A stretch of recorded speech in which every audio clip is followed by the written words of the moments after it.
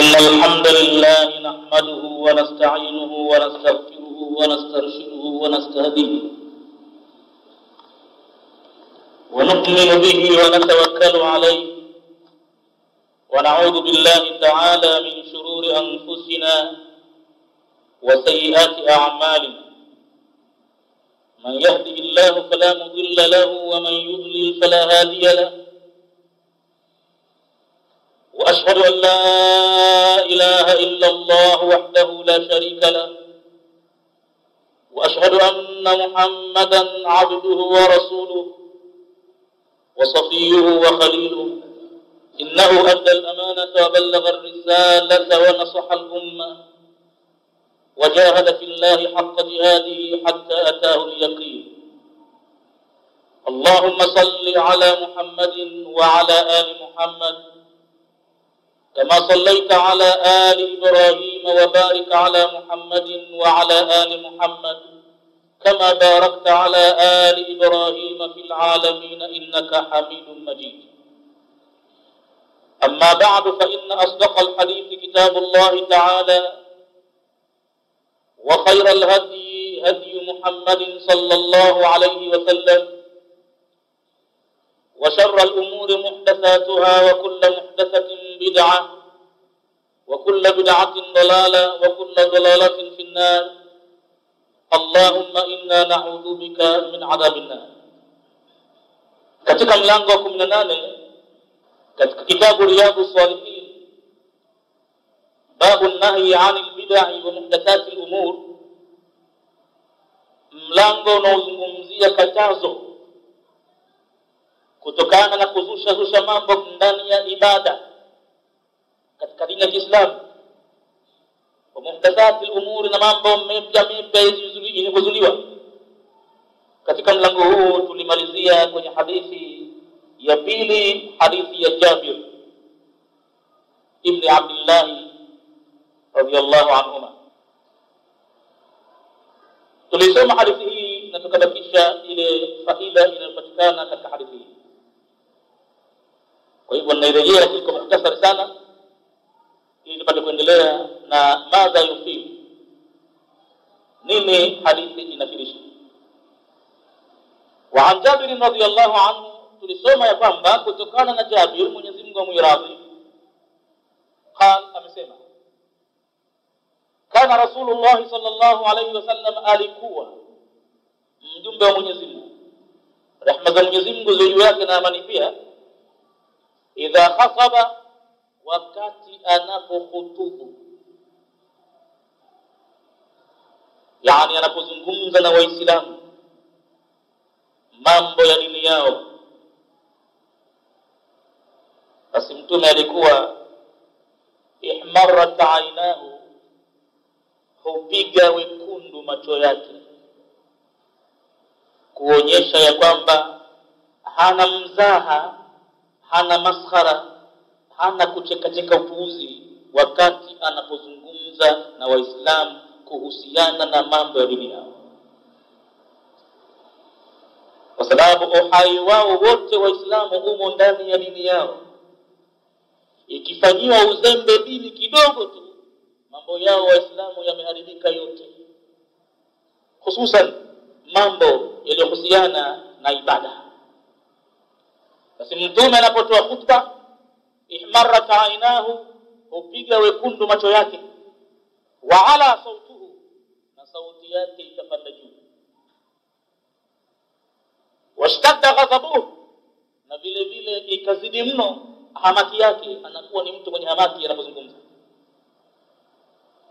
Hii ni katika art ma'dum ya usanii wakati wa kuzungumza na watu, ikiwa jambo lenyewe ni la dini. Ama mambo mengine ya mtu anazungumza kidunia, anaweza akawa na azi nyingine kiari yake, kama atatia na vicheko ndani yake, acheke yeye mzungumzaji na anaozungumzia wacheke. Kiari yake kama hata hapa mwanya wale anaozungumza nao wapate mwanya kidogo wa kufanya ngojera zao na vigeregere, na kama kuna ngoma wapige kwanza, ape mwanya, halafu aendelee na hotuba yake. hayo ni katika mambo ya dunia yari yake mwenyewe. Lakini mtume anafundisha namna maalum ya kusema na watu ndani ya mambo ya dini, kwa sababu binadamu ni binadamu atakamanya mdogo tu. Akishamuona mzungumzaji yuko katika hali ya upuuzi, yuko katika hali ya vicheko, basi kapata nini hapo mtu? Shapata mwanya. Na pengine mambo yanayozungumzwa ni mambo ya akhira, ni mambo ya vitisho, ni mambo ya watu watakaopata adabu ya mizimu motoni. Pengine watokea vicheko kama kwamba yale mambo watu hawayahusu, wao sio wanaohusika na mambo yale, na wao kama kwamba wametakasika sana, moto hauna habari na wao, hautowagusa wao. Hutokezea vicheko watu wanapozungumziana mambo ya dini. Mtume hakuwa hivyo kwa hakika. Kwanza sauti yake inapanda juu, hakuwa akisikilikana na watu wawili watatu wa mbele yake tu. Sauti yake inapanda juu, macho yake yanapiga wekundu, na ghadhabu yake inazidi.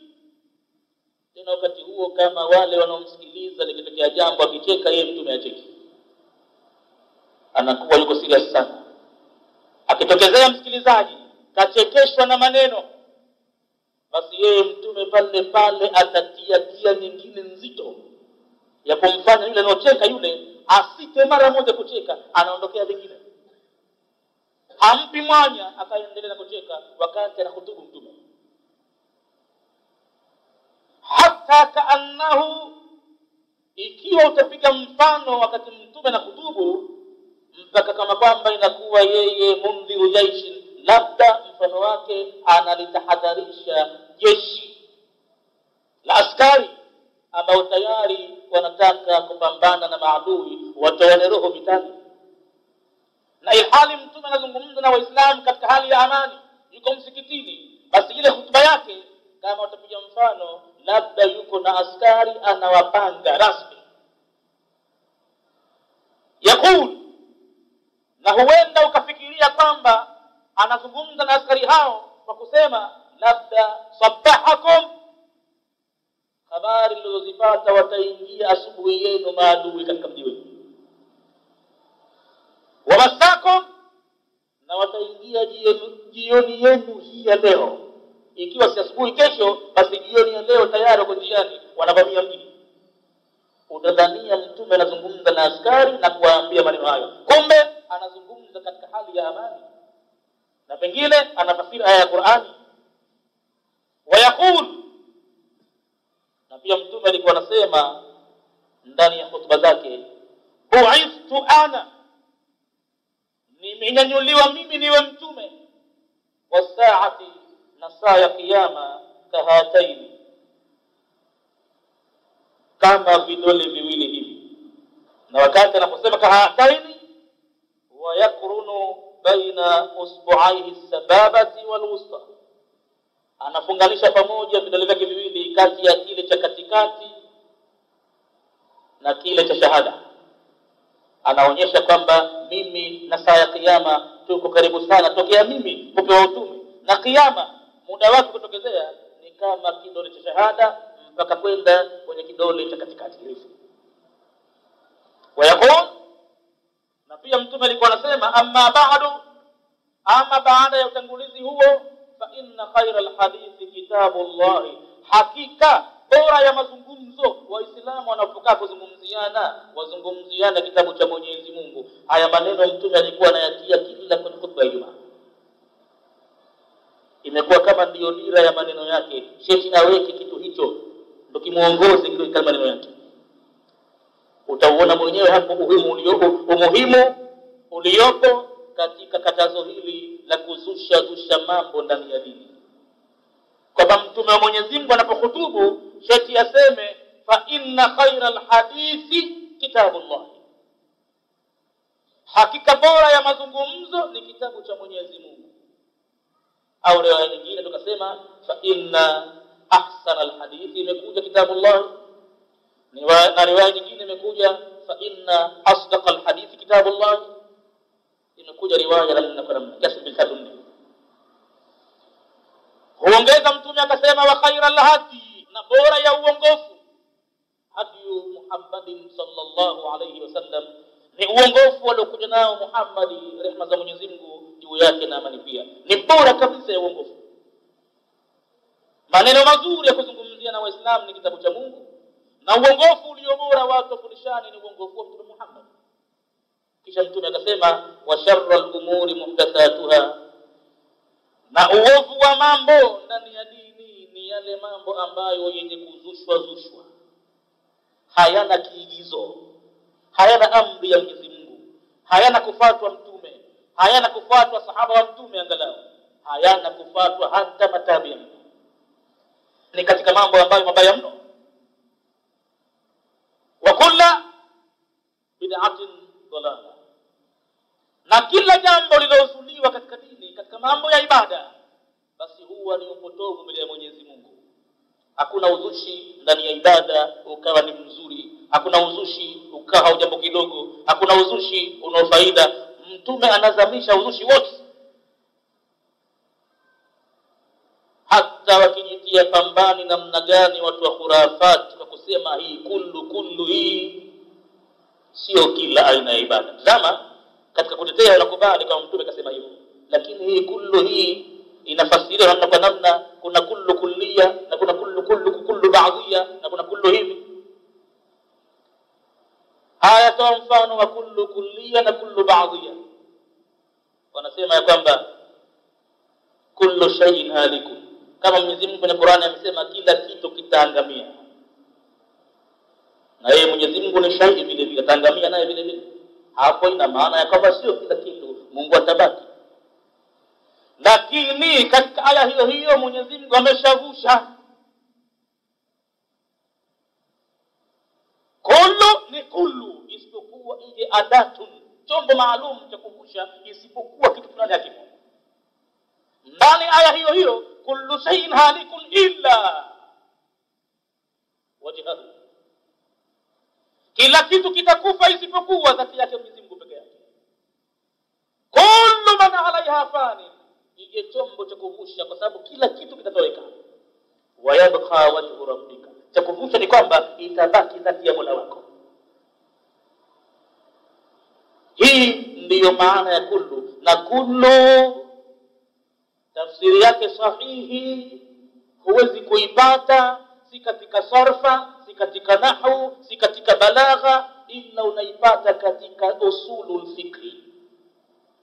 Namna walivyoizungumza wana wa usul ndio utaipata nini maana ya kullu. Wenye usulul fikri wanasema lafdhu hii ya kullu kiarabu ni lafdhun mustaghriq, ni tamko lenye kuzamisha, kila kitu kinazama. Na unaposema kwamba tamko lenye kuzamisha, mfano wa chenye kuzama kitu kinazama baharini. Na hilo tamko la kullu shubiha lafdhu bisafina, linapewa mshabaha wa jahazi, merikebu inayopita baharini. Merikebu inayopita baharini huchukua bidhaa za vyakula, huchukua mutukari, huchukua na abiria watu, alimradi mizigo namna kwa namna. Wakati inapotoka habari ya kwamba chombo kimezama, kuzama kwenyewe kimeteketea chini, hakifai kitu, hakipatikani hata kuinuliwa, hapo ina maana ya kwamba wale waliokuwemo ndani ya chombo wakati chombo kimezama, labda itokezee miujiza ya Mwenyezi Mungu kumvusha hapo amtakaye, iwe zake zingalipo. Lakini maana ya chombo kuzama, wewe kama una makontena yako ndani yake mna nguo, usiulize kontena langu likoje, limezama. Na yule jamaa yako ambaye ulikuwa unamsubiri kwa utampokea, chombo kimezama, ina maana jamaa yako amezama. Hakuna habari ya kuna baadhi ya mtu na baadhi ya magunia na baadhi ya hivi. Hii ndiyo wanavyoizungumza wana wa usulul fiqh kuhusu tamko la kullu. Kullu wanasema ni lafdhun mustaghrikun. Na unapopiga mfano kwenye kuzama, shubiha lafdhu bisafina.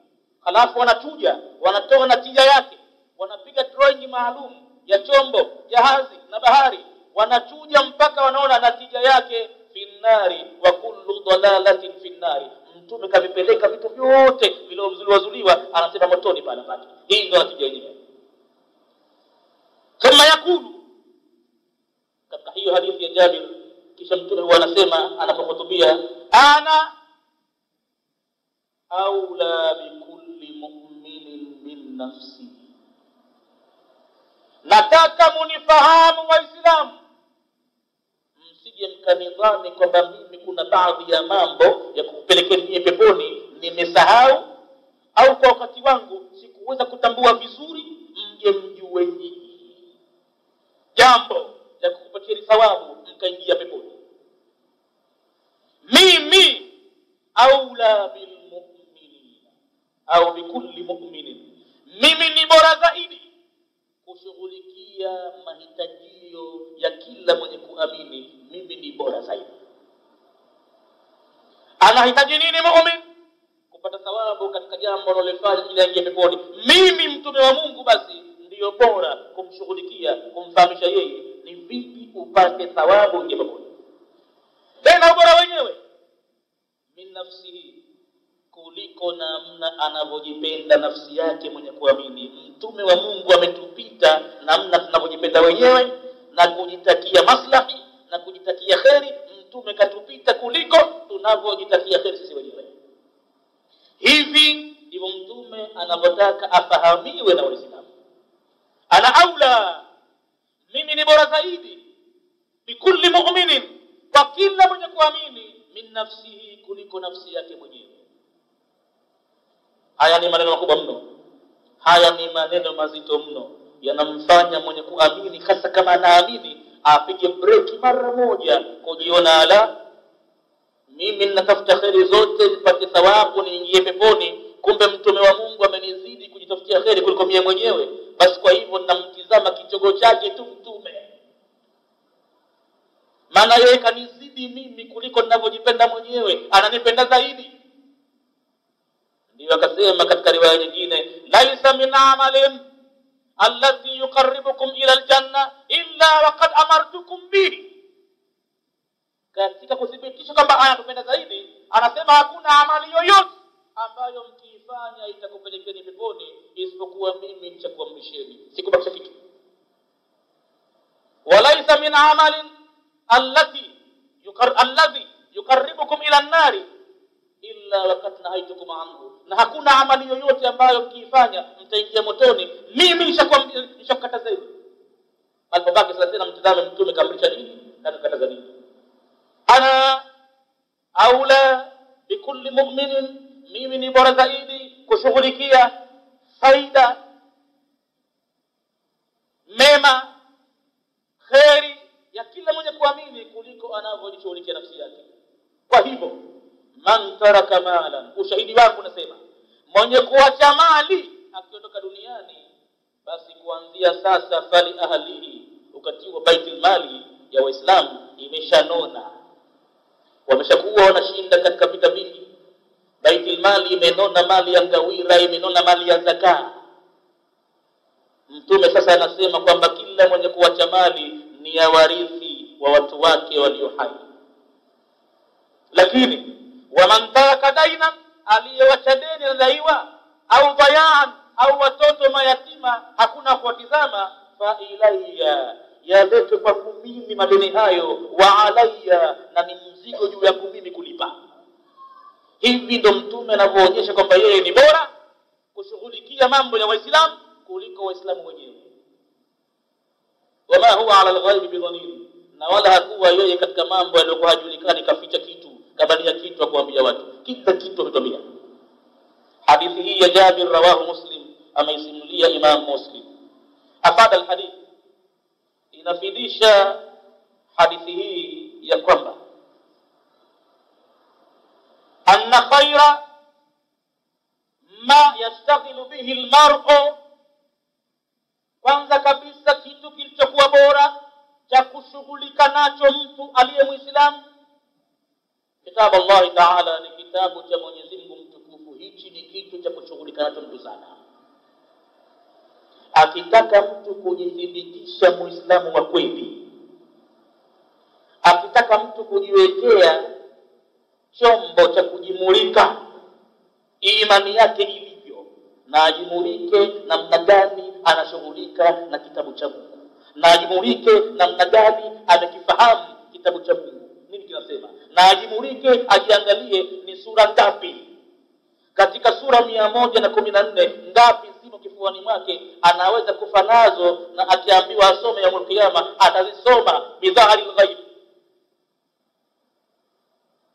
Anaweza kujimulika na akatoa jawabu, na mimi niko tiro wa mwisho, niko mkiani. Mwenye akisema kwamba niko mkiani, sina kitu, sipati hata aya moja mimi kusoma sahihi, sijui pa kuvuta wapi, pa kutia shanda wapi, sijui namna kusimama, namna kuondoka.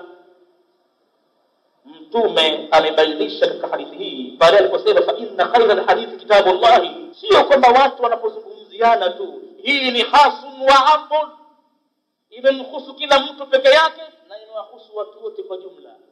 Kuhusu kitabu cha Mwenyezi Qur'ani, basi pale kwa hakika khayra ma yashtaghilu bihi almar'u, kitu kilichokuwa bora zaidi cha kushughulika nacho mtu kitabullah, ni kitabu cha Mwenyezi Mungu Ta'ala. Hicho ndio bora zaidi kuliko chochote. Yale maisha unaishi kuhangaika kutafuta riziki, ndio ndivyo. Huwezi kuishi mpaka upate riziki, mpaka upate kula, upate nyumba ya kukaa, upate nguo ya kuvaa. Yale mambo ndiyo sababu ya maisha. Lakini kuishi kwa kote Muislamu akishapata riziki ya halali, anapoka kuweka mgongo, anazo nguo za kuvaa, akatokeza mbele za watu, lengo lake kubwa kabisa kimekuja kitabu kwa ajili yake. Hicho kitabu atakishughulikia vipi? Anakisoma namna gani? Maana maneno ya Mwenyezi Mungu. Hujapata kinywani mwako kutamka maneno yaliyokuwa bora kuliko ukiyatamka maneno ya Mwenyezi Mungu. Man arada an yukallimahu Allah falyaqra al-Qur'an al-Karim. Mwenye kutaka asemeshwe na Mwenyezi Mungu na afungue masafa isome, utakuta Mwenyezi Mungu anakusemesha wewe. Wa man arada an yukallima Allah, na mwenye kutaka kumsemesha Mwenyezi Mungu, falyadkhul fi salah, na aingie kwenye swala, atakuwa anamsemesha Mwenyezi Mungu kwa mfano, kwa maneno iyyaka na'budu wa iyyaka nasta'in. Wewe utakuwa unamsemesha yeye, lakini unaposoma Qur'ani Mwenyezi Mungu anakusemesha wewe. Sasa hatari iliyopo kwa Muislamu, yale maneno ambayo Mwenyezi Mungu anakusemesha wewe, jitahidi kuyatamka kwenyewe, isijekuwa Mwenyezi Mungu anakusemesha ndivyo sivyo tena. Mkosaji ni wewe. Qur'ani iko sawa sawa. Isije ikawa Mwenyezi Mungu anakuambia fadhalika alladhi yad'u al-yatima, wewe ukatoka sema fadhalika alladhi yad'u al-yatim. Sasa utamfanya Mwenyezi Mungu anakusemesha ndivyo sivyo. Ovyo barangi, maneno hayana mwanzo na mwisho. Mwenyewe anakusemesha vingine, wewe unatamka vingine. Khayra ma yashtaghilu bihi al-mar'u kitabullah ta'ala wa sunnat rasulillah sallallahu alayhi wasallam. Akiacha Qur'ani mtu anautafuta mwendo wa Mtume, atafuta mtu hadithi za Mtume. Na ikisemwa hadithi watu wengine ufahamu labda ni simulizi za paukwa pakawa, alikuweko fulani mwanasiti kajenga nyumba kakaa kijino kama chikichi. La, sizo hizo. Hadithi imetumika lugha ya Kiarabu hadithi. Kiswahili hadithi watu wanafahamu kama nitolee hadithi. Sio story. Hadithi ni matukio. Ima Mtume katamka maneno ya ibada kwa Waislamu, ima Mtume kafanya mbele ya masahaba, au Mtume kakubali jambo kwa idhini ya Mwenyezi Mungu kwamba hana makosa. Hiyo ndiyo hadithi. Ni mafunzo maalum ya kumtambua Mwenyezi Mungu, kumwabudu Mwenyezi Mungu. Kwa hivyo haya mambo mawili kwa hakika Mtume kayaweka kuwa ni bora, lakini Waislamu wenyewe wanaweza kujitazama, ni kweli wanaichukulia Qur'ani kuwa ni kitu bora zaidi na sunna ya Mtume ni bora zaidi? Wapi? Hayo yanabaki ni mazungumzo tu misikitini, lakini watu wakitoka misikitini baada ya kusikia hayo humkuti Muislamu ameshughulika na Qur'ani hasa. Kumkuti Muislamu kwamba anajihesabu mwaka jana nilipata mimi sura kadhaa kuzijua kuzitamka huku nazitizama. Sasa zimebaki sura kadhaa sijui kuzisoma. Humkuti Muislamu kwa maana mwendea mtu, hebu nisikilize natamka saa Qur'ani, anachukulia kwa kitu cha upuuzi cha kawaida, hakina dhara yoyote, na yuko tayari kwenda pahala pana shughuli au hafla, mtu kafa, watu wanafanya kitu, wanakibanga majina, wanakiita takhtimu. Leo kuna takhtimu ya fulani, yani khitma, wanagawana watu Qur'ani juzuu, na yeye anajijua hakika sijui kusoma Qur'ani, anapokea juzuu ili atukane ndani ya kitabu cha Mwenyezi Mungu, kwa sababu kile kitu si bora kwake. Mtume kaweka ni bora kwake, yeye anakiona kama si bora, anaweza kutukana mara moja pale, halafu kofi zikapigwa, ikaja halua. Hiyo halua ndio kilichomo kwenye moyo wake na sio Qur'ani karibu. Haijambo. Kuna wengine japokuwa lile jambo halimo katika dini, lakini kidogo inamjia imani na uadilifu kwa baada, mimi sikufika mpaka wa maubarri nafsi, nitaisomaje juzuu hii? Sababu kapokea juzuu pale amefungudu wa maubarri, na yeye maskini anajua kusoma juzuu ya amma, labda tabaraka kidogo sura mbili tatu. Wengine wakipokea maubarri au rubama au manyakutu au nyinginezo za juu, wanamwambia mgawaji, bwana itakuwa nitafutie ya amma tabaraka, mesifiki sikwenda huko, nitakitukania bure hapa. Naogopa kulaaniwa mara mbili. Kwanza tutalaaniwa kwamba jambo tunalolifanya halimo katika dini, na halafu mara ya pili kutukana ndani ya kitabu cha Mungu. Basi angalau mtu anamwambia nipe nyingine, angalau. Lakini mwingine huona haya mbele za watu kurejesha sura ambayo hakufika, aambiwe ndo hajui hata. Imma ataipokea amunye midomo sauti isitoke, asijakajulikana pale kwamba tu kumbe vile ukimuona Omar Dabi ule na kanzu ile na mnengua kofia, kumbe tu bwana usijokatamani siku moja asome Qur'ani mbele yako, yule ukifika nabii yako tatafika matusi kasa katakana. Basi mwingine atajidai kumunyamunya mdomo sauti itoki, yani asoma kimya kimya, salama hiyo. Na mwingine ataona ndo nitafanya ari hasa ya kwamba msinione mimi kwenye mambo ya bao tu na karata, mimi nimo mpaka kwenye Qur'ani bwana. Atakamata kitabu cha Mungu pale aanze kupayukwa. No! Akipayukwa tena ndo takimbia. Hapajulikani pa kuvutwa, hapajulikani mada kitu gani, haijulikani he ni nini, aini ni nini, alifu ni nini, mchanganyiko tu tutokana kwa yote. Mtume kaweka kigezo cha Muislamu ajipime kwenye Qur'ani, na hakuweka yeye. Mwenyezi Mungu ndio aliyomwamrisha aweke kipimo hicho pale aliposema fa inna khayral hadithi kitabullah. Hii maana yake anna khayra ma yashtaghilu bihi almar'u, kitu bora cha kujishughulisha nacho mtu Muislamu kitabullah ta'ala. Na mtume aliposema wa khayral hadi hadi Muhammad, vile vile na maana bora zaidi baada ya Qur'ani wa sunnat Rasulillah sallallahu alaihi wasallam. Hii ni faida ya mwanzo kabisa inayopatikana katika hadithi. Na ndiyo maana kumbe ukamwona mtume akihutubu macho yake yanapiga wekundu, kumbe kuna maneno ndani ya hotuba yake makubwa mno, mazito mno, anawalazimisha wale maswahaba wamfikirie anasema nini. Sasa anatamka kwa nini akapiga macho wekundu, na kwa nini ikawa sauti yake inapanda juu mno, na kwa nini ikawa kahamaki kama analionya jeshi la askari. Maana yake kumbe ndani ya hotuba yake mna maneno haya mazito.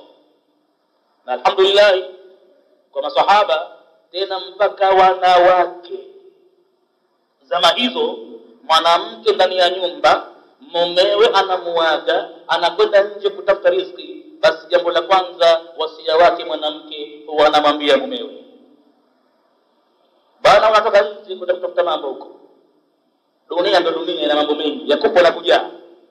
Unakokwenda nje wasia wangu mimi, ittaqillaha wa la taakul harama. Uko nje unakokwenda mche Mwenyezi Mungu, na tahadhari usende ukala riziki haramu ukaitia mdomoni mwako, ikapitia katika kinywa chako, ikenda mpaka tumboni mwako, ikaingia kwenye damu, halafu tukaja kuchanganyika mimi na wewe katika kitendo cha ndoa, Mwenyezi Mungu akaja kaandika riziki iingie, kitoto kile kitakuja kututaabisha, kwa sababu drop za blood, matone ndani yake mna kitu kibaya. Kumwambia itakillah wala takul haram. Mume huyo anatoka na wasia ule huko ndani ya ubongo wake, anachunga barabara, wanamshuhudia mtume wa Mungu anapotoa khutba, macho yanapiga wekundu, sauti inapanda juu, hamaki yake inazidi, kama kwamba anawaonya askari. Basi jambo lile walifahamu vizuri masahaba. Ndani ya khutba mtume anawaambia inna khayra alhadith kitabullah. Basi hilo jambo walichukulia kwa ndivyo hivyo ilivyo. Hata wanawake, hakukuwa na mwanamke mpumbavu kama hizo, hajui kitabu cha Mungu, umdanganyi mtu ndani ya Qur'an. Hakukuwa na mwanamke ambaye atakubali kuja shekhe nyumbani mwake kwa kuwa ndo kazaa na sasa siku 40 zimekwisha, anataka tena aanze kufanya ibada zake. Hakuna mpumbavu mwanamke aliyekuwa kimita shekhe kwamba njoo unieue, yani unitoe ujuzi, aje ndani mwanamke aweke kanga moja ammiminie maji na huko anamsomea Qur'ani. Hakukuwa na kama hiyo kama walivyo Waislamu hivi sasa. Tena maji ndo maji yashaingia kwenye mwili wa mwanamke na kanga moja anavaa pale, kila kitu shekhe yule anakikashifu. Na pengine la kusikiza zaidi, mume mwenyewe ambaye kaambiwa arrijalu qawwamuna ala nisai, ndio yeye aliyokwenda kumwita yule shekhe, bwana njoo mama watoto anataka kufanya ibada, njoo muue kidogo. Yeye mwenyewe kwa barazani, shekhe ndani anamwagia maji mkewe. Mtume anasema la yadkhulul jannata dayyuthun wala yajidu riha. Dayyuth, jitu lilokosa wivu, hajali mambo ya mkewe, kumpitisha mtu ndani kwenda kumsomea mkewe na kumwagia maji, ni udayuthi mkubwa sana huo. Hana hata wivu naye. Anasema Mtume hawezi kuipata pepo ya Mwenyezi Mungu wala kuonja harufu yake. Hakukuwa na mpumbavu mwanamke siku hizo akadanganywa udanganyifu wowote kwenye kitabu cha Mwenyezi Mungu. Kila kitu anakifahamu vizuri. Aya moja hiyo watakaa nayo watu siku 10 au zaidi yake, hawataki kusomeshwa aya nyingine ila waifahamu aya hiyo kwa kuihifadhi, na tena waifanyie mazoezi, waipractice ile aya, washaweza kuitekelezea amri zake au washaweza kujizuilia na mikatazo yake ile aya, halafu ndio wataka aya nyingine. Faida ya pili ya hadithi hii, muharabatul bid'ah, jambo la kupiga vita uzushi ndani ya dini, allati tukhalifu din, uzushi ambao unakwenda kinyume na dini. Wala tadkhul tahta asli min usulihi, uzushi ambao hauingii katika ile misingi ya Uislamu, katika miongoni mwa misingi yake. Kama tulivyotaja katika darasa nyuma, kuna mambo ya misingi ndani ya Uislamu, hayo mambo lazima yawepo. Sasa kuna uzushi umetiwa ndani ya ibada, hauingii katika ile misingi ya Kiislamu, katika kuleta maslahi ya Waislamu, ambapo maslahi hayo tutayapata katika mlango unaofuatia mbele baada ya kumaliza. Basi kupiga vita mambo ya uzushi kwa hakika ni mambo yanayotolewa faida katika hadithi hii. Ni wajibu wa kila Muislamu, sio kutetea uzushi kwa yeye. Muislamu ni kupiga vita, asiuone mbele ya macho yake wala asiusikie unafanywa. Ni kazi yake Muislamu hiyo, kurejesha nyuma basi yote katika dini, aiwache dini ya Mwenyezi Mungu safi kabisa. Halafu katika hadithi hii tunapata faida wujubu kafalatil aitami, wajibu wa kuwatunza na kuwalea mayatima. Pale Mtume aliposema ana aula bil mu'minina min nafsihi, man taraka malan fa li ahlihi wa man taraka daynan au daya'an fa ilayya wa alayya, mwenye kuacha deni au watoto basi kwangu mimi waletwe na ni wajibu juu yangu. Hapa hadithi inaonyesha kafalatul aitami, kuwalea watoto mayatima, wala ajazati, na wale watu ambao wameshindwa kuyaendesha maisha yao. Jambo hili kwa hakika waislamu wanafahamishwa ndani ya hadithi hii, min baiti mali muslimina, ulezi wa mayatima na wote wasiojiweza uwe unapatikana ndani ya baiti mali ya waislamu, kwenye treasury ya waislamu. Ndio kazi yake mambo haya. Lakini wapi waislamu katika miji tofauti hata wanacho kitu hicho? Ni kitu kigeni kinabaki kuzungumzwa tu juu tu. Hapa ndo utaona waislamu hakuna hata treasury ya kushughulikia mayatima na wasiojiweza. Utawezaje kuchangisha watu? Waambie tunapofanya sherehe ya kuzaliwa mtume wa Mungu na patoke mapesa chungu nzima kwa starehe ya siku moja ya watu ambao ni wajanja, jambo la robo saa, nusu saa au saa moja, saa mbili, saa tatu liangamize mamilioni ya katika pesa waislamu. Waislamu hawana treasury, waislamu hawana maskuli ya kujulikana kwamba haya ni majengo ya kuwapatia taaluma watoto wetu. Mpaka vyuo vyao vya Qur'ani watu kile kitu kilichokuwa bora kabisa kuliko chochote ukitizama utakuta ni katika mahala duni kabisa. Na huyo msomeshaji wa Qur'ani ndiye katika mtu aliyodharauliwa wa mwisho. Hajijui, hajitambui hali yake, mwisho anaangukia ngoja nikutazamia ramli yako, mwisho wake anaangukia hapo. Waislamu wamemtupa yule, kaekwa ndo chuoni, ndo maisha yake yako pale, ndo anasomesha kitu kilichokuwa bora zaidi, fa inna khayra alhadith kitabullah. Basi yeye mwenyewe hajitambui hali yake, na ndo kutwa nzima yuko pale, maisha yake yako pale, pengine nyumbani na mke, ana watoto. Mwisho wake mwalimu yule anaangukia kupiga ramli, anaangukia katika uovu kama huo, kuwadanganya watu katika mambo yaliyohusu maisha yao. Yeye anajua ghaibu ya saa ya kuolea, saa ya kuingia nyumbani, anajua hivi, anamjua mbaya wake mtu mwenye kumdhuria wanawe akamuulia na hivi. Na vile vyuo vyenyewe vya kusomeshwa Qur'ani ndo havisemeki. Wengine hawana hata hilo banda la makuti, nobe hawana, chini ya miembe tu. Na siku za kuonyesha mvua ndo basi chuo hakuna. Hii ndiyo hali ya Waislamu. Usiokadhania kwamba haya yanavurumishwa tu kwa sababu kuna mambo hayapendezi. La, hivi ndivyo tulivyo. Hakuna treasury, hakuna chochote ambacho kitakujulikana chenye maana kwamba hichi chuo bila shaka Waislamu sasa hivi wanakwenda mbele. Huwezi kupita pahala katika mji wote wa Kiislamu ukakuta kwamba na wao wametambua jambo la mwanzo la kulipa priority, kipaumbele, washughulikie nini.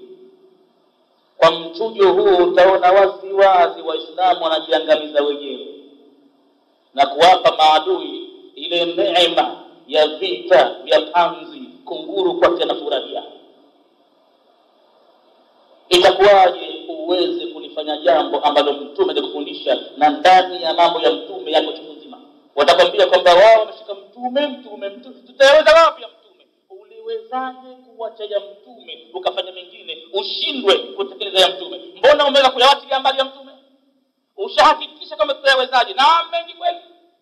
Madhali ushaprove kwamba hayawezekani, basi ina maana huna nafasi ya kuleta jambo jingine katika dini ya Mwenyezi Mungu. Ya mtume huyawezi, utawezaje kutoa jingine? Kwa hivyo hadithi inafundisha kafalatul aitami, kuwalea mayatima na kuwatunza, wala ajazati, na watu ambao wameshindwa na maisha, wasiojiweza, wazuiliwe na kuaibisha nchi za Kiislamu katika kuwaomba watu kila siku, kuranda majiani, hapa wapewe, hapa watukanwe, hapa wafedheheke. Hii ni marufuku katika Uislamu. Hamna. Waombaji katika Uislamu ni watu wamewekewa sheria maalum. Kuna watu maalum ndio wameruhusiwa kuomba, sio kila mtu anaomba tu. Mtume anasema almas'alatu kaddun, kuomba ni mparo, kuomba ni mchuro, ni kitu ambacho kinachuna. Hatoacha mtu kuwa anaomba nipe. Ikiwa atapewa hakupewa, atakwenda mbele ya Mwenyezi Mungu siku ya Kiyama. Akitoka kaburini uso wake hauna nyama, anakwenda na skeleton tupu. Uso wote umechunwa na aibu ya kuomba nipe. Ikiwa atampa au hakumpa, basi kuwalea mayatima na wasiojiweza, hichi kitu kitoke mimbaiti mali muslimina fal a'immatu, wala wasiyakasema watu kwamba hayo nataka wakati mwenyewe mtume ndio baitul mali na hivi na hivi. Fal a'immatu, basi viongozi walioko kidini, makazi nani, fal a'immatu, viongozi wa Kiislamu, yakumuna biriayatihi, lazima wasimamie mambo ya kuwachunga hawa mayatima na wasiojiweza. Watasimama maqama Rasulillah sallallahu alaihi wasallam, pale nafasi ya mtume wa Mungu, namna alipotangaza kwamba mkiwacha watoto na madeni basi fa ilayya wa alayya, basi viongozi wa kidini pale ndio tusimama nafasi hiyo. Halafu hadithi pia imetoa mashru'iyya kilirthi, sheria ya kurithiwa. Mwenye kuacha mali basi hiyo ni kuarithi wake. Uislamu unaweka sheria ya mirathi, ama deni na watoto ni kwangu mimi na juu yangu mimi. Anasema hadithi ya 3 katika mlango huu, mlango wa nahyu 'anil bid'i wa muhdathatil umur. Anasema hadithi ya 3 ni ile 'anil Irbad ibn Sariya, pia inaingia kwenye mlango huu. Hadithi inayotokana na sahaba wa mtume bwana Irbad ibn Sariya radhiyallahu anhu, Mwenyezi Mungu amwiradhi, yani hadithu sabiq, hadithi yake iliyotangulia, fi babil muhafadhati ala sunna, katika mlango uliopita nyuma ulikuwa mlango wa 16 kuhusiana na kuhifadhi mwendo wa mtume, na ilikuwa ni hadithi ya pili hiyo katika mlango huo wa 16. Anayetaka mwenye kitabu atarejea hadithi ile tulizungumza kwa kutosha. Wasiokuwa na vitabu wanaweza kwenda kuuliza kaseti ya darasa hiyo, mlango wa 16 babu muhafadhati ala sunna, wataikuta hadithi ya pili hiyo ya Irbad ibn Sariya inaingia pia kwenye mlango huu vile. Sasa kabla sikuingia mlango 19, babu fi man sanna sunnatan hasanatan au sayyi'a, limekuja suala hapa, mtalijibu kwanza inshallah na baadaye taingia tena katika mlango huu. Suala limekuja hivi, anasema muulizaji, mara nyingi nimesikia likitajwa neno hili barzakh, na nilifahamu mimi kuwa ni uhai mwingine baada ya kufa. Halafu nimekuwa ninapata mushkil kutokana na kusikiliza wanavyuoni wengine au kusoma kitabu kingine wanakanusha uhai huu wa barzakh. Sasa naomba uniondolee mushkili huu, nini hasa makusudio ya uhai huu wa barzakh? Hiyo swali la kwanza. Nabii, kutokana na alichokuruzuku Mwenyezi Mungu wewe, kuna dalili yoyote kwenye Qur'ani na Sunna juu ya kuwepo kwa uhai huu? Jawab. Aljawab, alhayatu albarzakhiyya, kuhusu uhai wa barzakhi, hii hujulikana rasmi hiya almarhala, hichi ni kituo. Barzakh almarhala, hichi ni kituo baina dunia wal akhirah, kati ya ulimwengu na akhira. Kabla hajafika mtu akhira kufufuliwa ili akalipwa amali zake, kwanza kuna maisha hayo ya barzakh, ni kituo maalum. Na katika kituo hichi mtu anakuwa hayupo duniani, kaaga dunia na hajafika akhira bado, yuko katika barzakh. Au hiya binisbati ila kulli minna alfatratu, itakuwa ni mnasaba wa kila mmoja miongoni mwetu, atahesabu kwamba hichi ni kitambo, kipindi cha mpito, anapita kwa muda maalum, allati tabda ba'da al-maut, kipindi hichi cha mpito kinaanza mara tu baada ya mtu kuonja mauti, anaingia kwenye maisha hayo ya barzakh, na atabaki hapo hata yaum al-ba'thi, mpaka ifike hiyo siku ya kufufuliwa viumbe, hina taqumu alqiyama, wakati kitaposimama kiyama. Na kwa mujibu wa dalili, iwapo Qur'ani ina dalili jambo hili au sunna, naam, waqad ushira ila hadhihi alhayati, kwa hakika imeashiriwa kwa uwazi kabisa kuhusu uhai huu wa barzakhi au almarhala au kituo hichi fi qawlihi ta'ala, katika tamko lake Mwenyezi Mungu mtukufu bali aliposema hatta idha jaa ahadahumul maut, akaendelea mtu na kumfuata shetani, imma awe kafiri au awe mnafiki au awe asi, mpaka atapofikiwa mmoja wao na mauti. Qala, hapo ndipo ataposhtuka, hapo ndipo atapogutuka, kwa sababu jicho lake siku hiyo litakuwa liko kali kabisa, linaona mambo ya maisha mbele.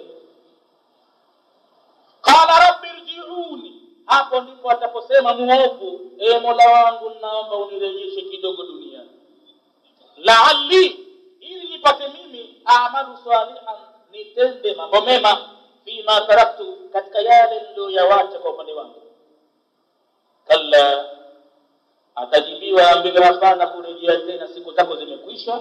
Innaha kalimatun, hili tamko la kuomba rejee ni neno huwa qailuha, analisema ovyo, alisikilizwi, alijibiwi.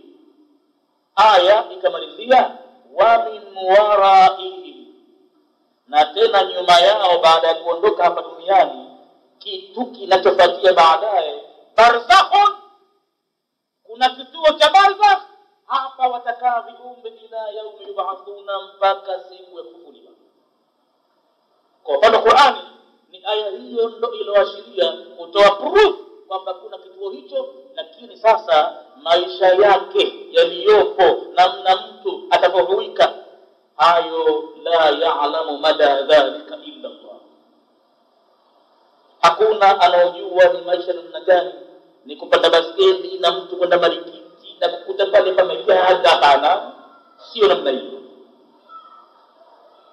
Hawezi kutambua maisha hayo ila Mwenyezi Mungu mwenyewe pekee yake.